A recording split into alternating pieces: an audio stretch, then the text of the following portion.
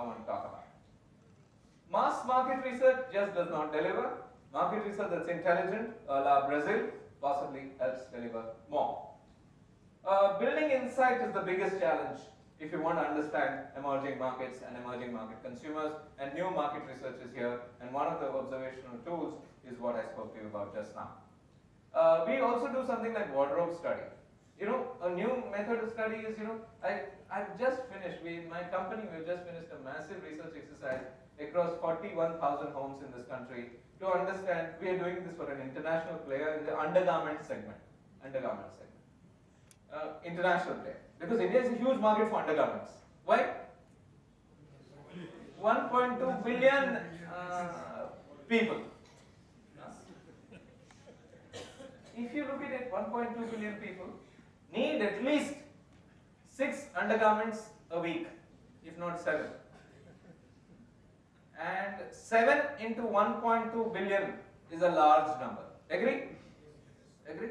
And there are many types of undergarments. I won't go into it. Our wardrobe study, we want to find out how people use undergarments in this country. How can I find out? If I come to you and ask, hey, first of all, if I ask you, how many do you have? Now listen guy, if I come and ask him, he's smiling, he's rubbing his nose like this, he's doing this, because nobody wants to answer these kind of questions, right? Secondly, if I ask him, in your wardrobe, he says, I have 16. Out of those 16, how many have got holes in them? Arey yaar, come on, I've been a student, I know all these things. You think anybody will tell you? Anybody will tell you? And therefore, you know what we do? We do something called wardrobe study. I come and knock on your door and I say, can I come in? You say, yes, come in. Can I please see your wardrobe? What? Wardrobe? Nahi! I mean, that's the shout. Never, ever. We go to 20 houses. One house, a person will allow you to see their wardrobe. And what do? We go and take out every item in the wardrobe, do an audit like a CBI raid, special chabis. We go and tuck. We take a look at every item and we lay the good ones out, etc. The bad ones, the ones with holes, the ones unused, and then we do an audit. Now we know the real number. He said, I have 16. Arey yaar, there are only 3. Only 3. 3 for a week? How does it happen? The dhobi is active, very fast cycle of washing. The reality is, I have data, Indian men, I have data on women as well, but I won't talk about it today. Not an occasion to talk about it. But among men, Indian men have a total of 1.6 pieces of undergarment in their wardrobe. 1.6.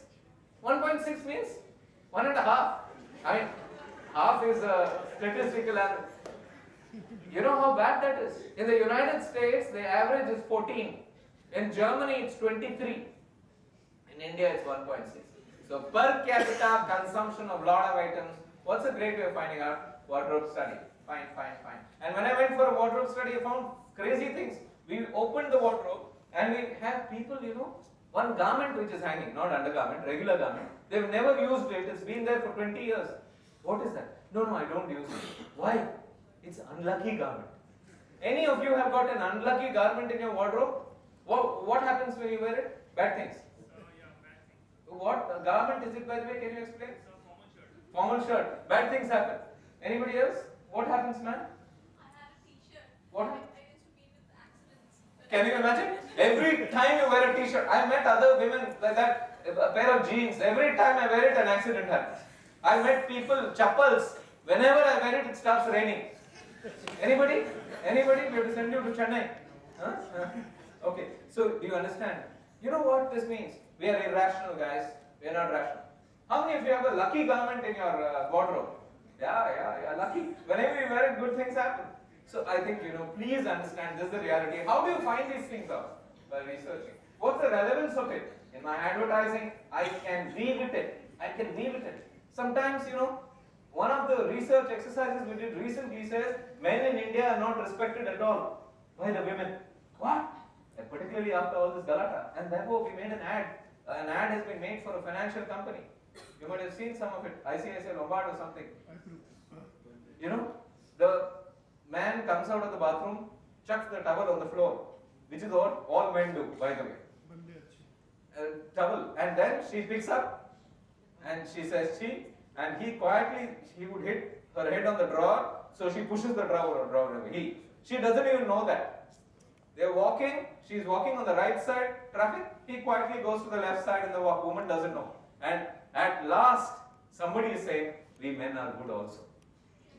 You know what I mean? And it gives a very positive cue to the woman and to the man, and the headline says, we give insurance to animals like these. Third one is the young consumer. The young consumer is the reality, guys. Most emerging markets are people by the young. Data, 54% of the population of this country in India is below the age of 25. How many of you are below the age of 25? Put up your hand.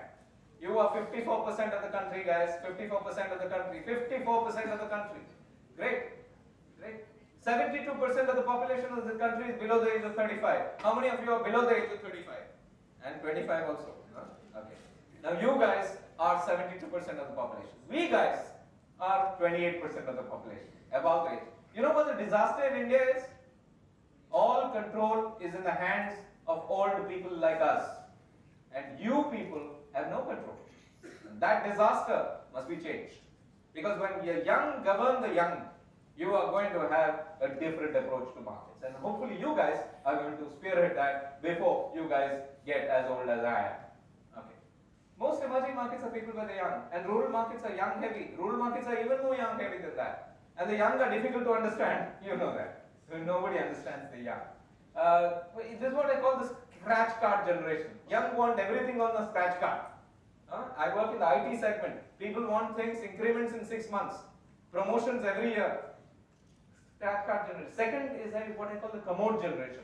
In my book, I call it the commode generation. There's a paper on the commode generation on my Twitter handle, those who want to read it. What is the commode generation? Very quickly. I call the young people the commode generation because most young people have never used Indian toileting facilities at all. You know what Indian toileting facility is? The one on the ground.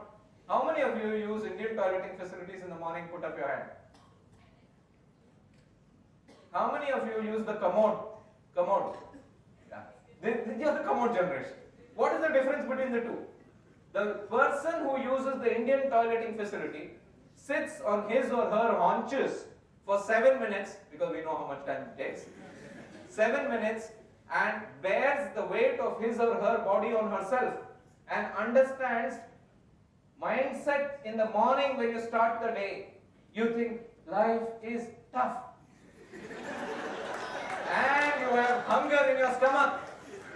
Whereas a person who goes, sits on the commode and opens the newspaper, hey, life is Maharaja ka life hai. You know what I mean? And therefore the hungry will inherit the earth. If you have the hunger in your stomach to go and achieve, you will inherit the earth. Those who are not going to show hunger are going to continue sitting on the commode. And this is what I call the commode generation. It's a serious paper. I'd urge you to pick it up from my Twitter handle and read it. A quick shift of brand power is happening.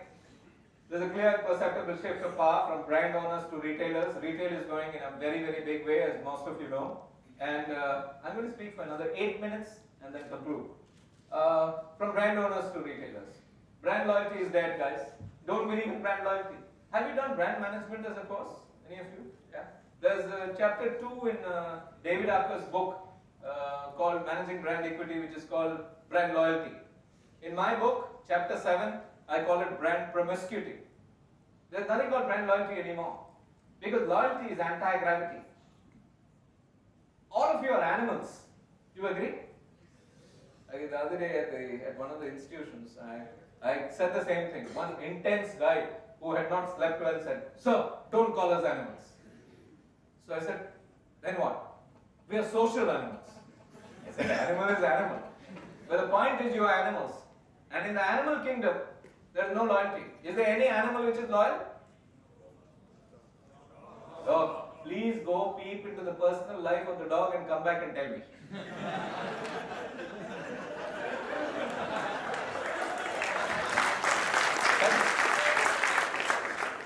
Brand loyalty is dead, guys.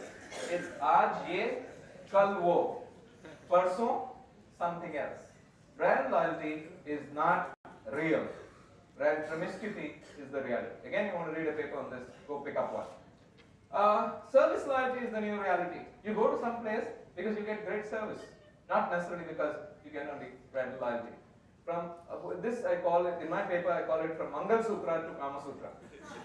It's moved that way. It's moved that way. My paper title is from Mangal Sutra to Kama Sutra. I presented it at NYU Stir, and when I presented it there, many of them knew what Kama Sutra is. None of them knew what Mangal Sutra is. So I had to explain to them, if you really look at it. The model is this. You must write serious papers.